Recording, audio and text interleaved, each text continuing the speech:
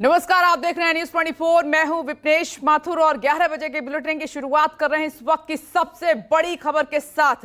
Iran का Israel पर बहुत बड़ा हमला हुआ है। 200 मिसाइलों से ईरान ने हमला कर दिया। देर रात ये हमला बोला है। बैलिस्टिक मिसाइलें छोड़ी हैं इजराइल पर ये मिसाइलों से डराने की कोशिश की है, क्योंकि अभी तक यह संदेश देने की कोशिश की। इसके मायने समझने की हम कोशिश करेंगे। अटैक में मोसाद हेडक्वार्टर ध्वस्त। ये ईरान ने कहा है इजराइल पर 90% हमले सटीक बैठे हैं। ईरान ये दावा कर रहा है। इजराइल के कई फाइटर जेट तबाह हो गए हैं। ये तस्वीरें लगातार हम आपको दिखा रहे हैं। ये तस्वीरें आपकी टीवी स्क्रीन पर। ये देखिए ईरान के हमले की तस्वीरें। देर रात ये हमला यरूशलेम पर किया गया है। एयरबेस को निशाना बनाया गया। इजराइल के एयरबेस को निशाना बनाया गया है और साथ ही नेतन्याहू अब ये कह रहे हैं कि अंजाम भुगतना होगा। बहुत बड़ी गलती जो है ईरान ने कर दी है। वहीं अमेरिका सुरक्षा कवच की तरह काम कर रहा है और सीधे तौर पर एक बैकबोन की तरह इजराइल के लिए खड़ा हो गया, जबकि अमेरिका ने भी ईरान को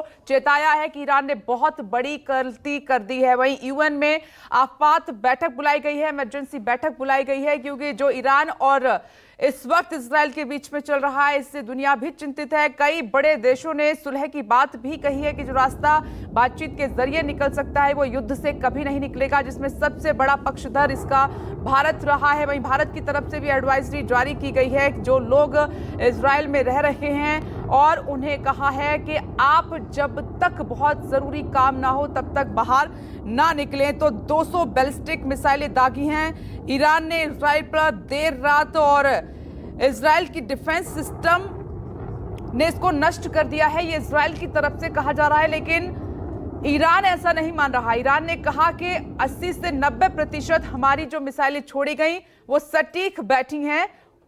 ये देखिए कुछ तस्वीरें सामने आई हैं, वो लगातार हम आपको दिखा रहे हैं। संजीव त्रिवेदी लगातार हमारे साथ बने हुए हैं। और संजीव, जो इजराइल का डिफेंस सिस्टम है, कहा जा रहा है कि जितनी मिसाइलें छोड़ी गई उनको ज्यादातर हवा में ही, आसमान में ही नष्ट कर दिया गया, लेकिन ईरान लगातार अब भी यही कह रहा है कि 80 से 90% जो है उसकी मिसाइलें अपने निशाने को भेदने में कामयाब रही हैं। देखिए, आंकड़ों में इसकी परीक्षा हो सकती है, लेकिन उसके लिए इजराइल और यूं कह लीजिए कि ईरान दोनों को सच बोलना पड़ेगा, क्योंकि इजराइल के आसमान में हम लोगों ने ये देखा है कि बहुत से मिसाइल उड़ रहे थे और ये बताने के लिए काफी है कि जो भी उसका एंटी मिसाइल सिस्टम था, जिसे कि वो एयर डोम कहते हैं, वो ऐसा लगता है कि आयरन डोम फेल हो गया, बहुत ज्यादा सक्सेसफुल नहीं हुआ। लेकिन दूसरा तक ये भी है कि बहुत से मिसाइल्स को इंटरसेप्ट किया गया है, यानी कि आसमान में ही उसे उड़ा दिया गया है।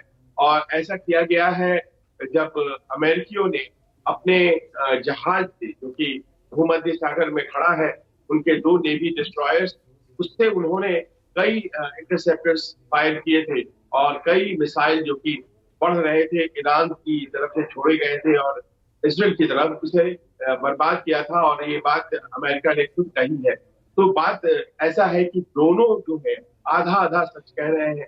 बहुत से मिसाइलों को आसमान में खत्म कर दिया गया था, तबाह कर दिया गया था, लेकिन ये पहली दफा हुआ ऐसा कि इतने बड़े पैमाने में इतना ज्यादा मिसाइल अपने टारगेट्स को हिट करता हुआ दिखाई पड़ा है इजराइल में।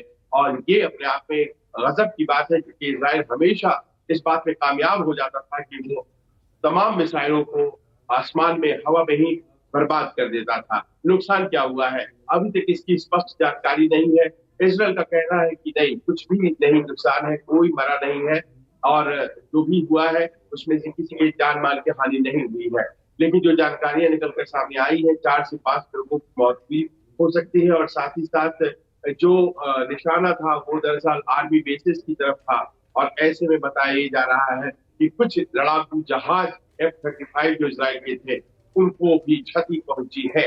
तो यानी कि पूरी तरह से खारिज नहीं किया जा सकता है ईरान के दावों को। नुकसान इजराइल को जरूर हुआ है। जी संजीव, आप हमारे साथ बने रहें। और रिटायर्ड कर्नल दिनेश नैन